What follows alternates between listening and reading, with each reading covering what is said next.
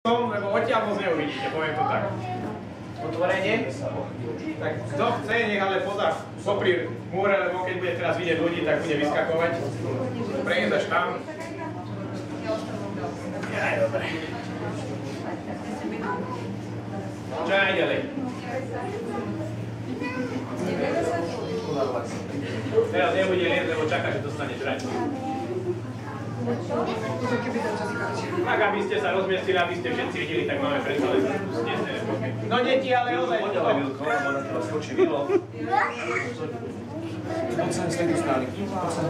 Rovna tam sa ťažko bude presvedčať, že nejdeš na nejaké hľadá nejakú malú hlavu.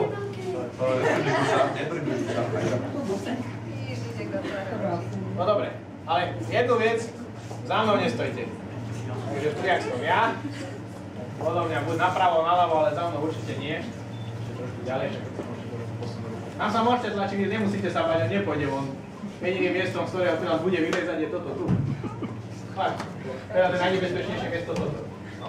Pozri, keď hovorím. Ja som to nesproval. Aha, ide,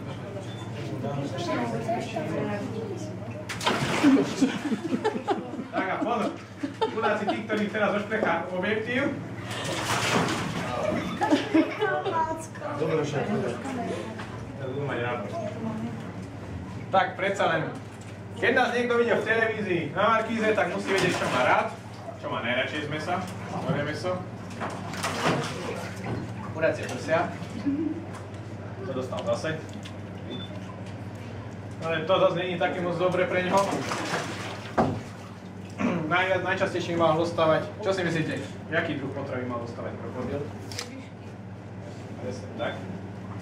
A prečo? By mal dostávať práve to? Tak sú prirodzené asi, ne? Presne tak. U nás...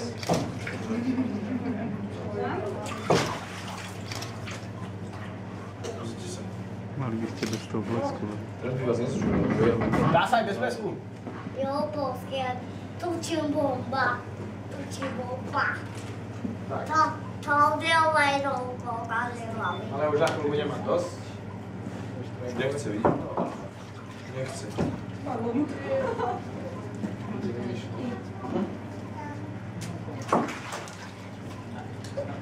Dobre. Ešte tento kúsok.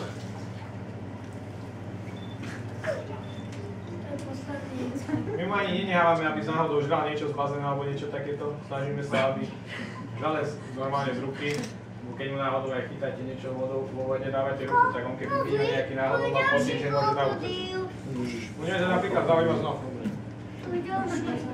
No, Vilko, ešte ja to nechcem nevidieť radšej. Dobre. Ideš? Ide von? Nepojďte sa. Ale pozor na prst. Idete má smolu. Látkať sa asi dneska nebude. My chceli všetky, ale v bazéne je to najväčšie nebezpečenstvo, kedy sa mohol látkať práve. Lebo nedávaj tam prsty. A už teraz nespraví nič. No. Ale tak, no. Nič, ale nedostaneme ako... Môžem ešte pokúsiť sa jednu vec, len by ste sa musíte všetci vrátiť späť. Nás poďte sa trošku. A není kamera. Máme regulárne, my si o všetkom si všetko povieme, len potrebujeme dostať na to.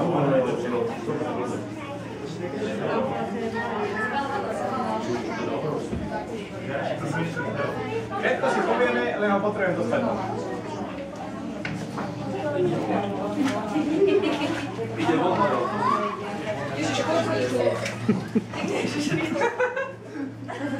Môžete behať. Ideš von, či nejdeš? Poď von, zase niečo pekne, lebo dneska nechce ísť von. Ja som ti napustil teplú vodu a či už nebudeš chcieť ísť von? Nikomu tam sa nevadí. Nikomu to nevadí. Že nejde von. Nikomu to nevadí, že nejde von, ja som myslel, že každý by si sa krokodila pohľadkať. Vidíme tu sádru, nás to nechá. Sádru. Ale keď vidíte sádru, to by ste museli rátať, že to má zlomené, keď vidíte sádru. Keby som mal zašité.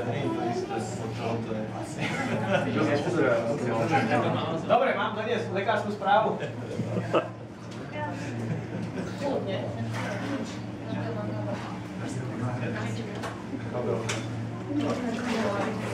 Koľko to máš?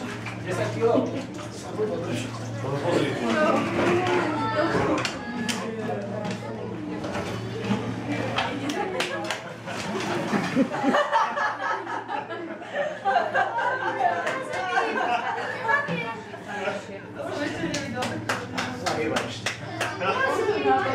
Dobre.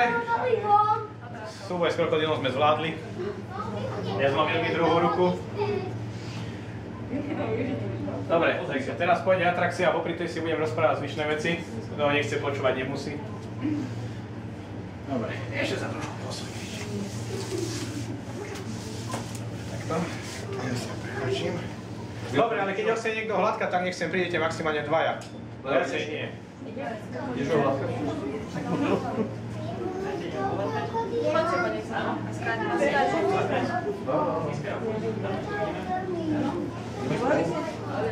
Však prejde tam dvaja. Dobre, čo si ďalej môžete pozrieť? Z dvoch maskotov sme už spomínali. Vinco. Richie, tretí maskot je tam v rohu. Keď budete prechádzať sem, si ho môžete pozrieť, alebo v prípade tých, čo už boli tu a nevšimli si ho pri ceste späť. Zakúkaj, hodite na schodci. Ešte raz. Môžete pozrieť, je tam Piton mreškovaný. Ja môžeme hoditi. Koho? Tie hady sa nemôžeme. Hady sa budú hladkať, keď bude krmenie hada, to bude okolo hodiny. Na týždeň. Aj naviac na 2 týždne. Kúpime si krokodíl. Dobre. Piton mreškovaný, u nás nazývaný Herkules. Vilko, počkaj, povedzte. Meno môže trošku evokovať. Prečo? Pretože má nejakých 100 kg a 7 metrov. Je to jeden z najväčších jedincov chovaných v Európe, no aj najväčší.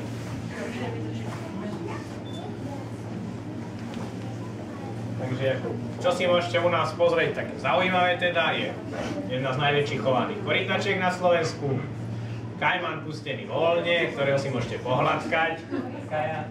7-metrový python, jeden z najväčších v celej Európe.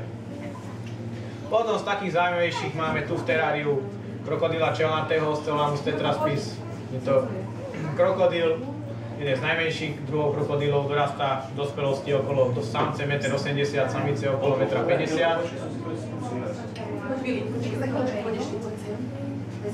Korka pohľadkaj, no? Pomaličky, dobre? 1,50 m. Momentálne je kriticky ohrozený vo voľnej prírode, je zhruba posledných 5000 jedincov. V zajetí sa dneska ale už bežne rozmnožujú. Už dlho nevydrží asi. Už asi nie, no ale tak snažíme sa o to, aby vydržal, no. Aspoň o pár generácií. Pohľadkaj. Dinosaura držíš a krokodíla sa bojíš. No, pozor. Vidíš, takúto cestu. Kožu má dinosaurus. Kožu má jak dinosaurus. To sú dinosaury, ktoré prežili. No, 2 metre. Dobre. Čo si môžete pozrieť ďalej?